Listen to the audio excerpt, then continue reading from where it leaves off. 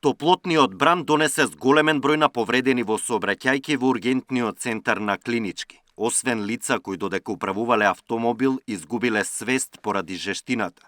Неделава на травматологија оперирале и 5 пациенти кои возејќи мотори паднале на врелиот асфалт и се здобиле со сериозни скршеници. Имаме еден со повреда на врат кој што успеавме да го спасиме, мислам дека пациентот ќе биде добар.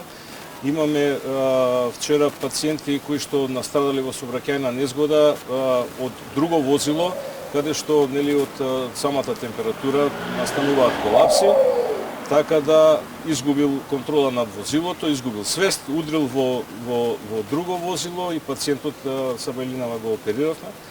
Така да не се вози, препораката е кога е многу топло, да се почека, да се прима поголемо количество на вода и сите тие препораки кои што ги даваат и другите служби од брза помош и од јавно здравје. Изминатите денови поради високите температури на Тоарилуц секојдневно примаат и граѓани кои се здобиле со скршеници при колапсни состојби, но и градежни работници кои паднале додека работеле на отворено кога е најтопло. Има доста пациенти кои што се паднати како колабирани и настанати фрактури. Тоа се повозрасни пациенти кои што после тоа доаѓаат кај нас, вршиме оперативно лекување. Македонија и денеска се наоѓа во портокалова фаза. И на почетокот на идната недела температурата на некои места ќе го надмине 40-тиот степен.